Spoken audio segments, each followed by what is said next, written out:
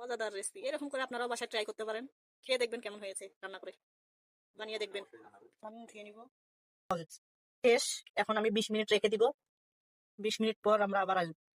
20 minute হয়ে গেছে, দেখেন ফুলে কত সুন্দর হয়েছে।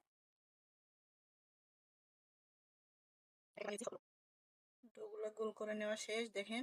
আমি এটা দিয়ে শেপ দিয়ে নিব। এগুলো আমার কেটে নেওয়া শেষ। এখন আমি কাঁটা চামচ দিয়ে একটু হালকা চেপে চেপে দিব। এগুলো বানানো শেষ।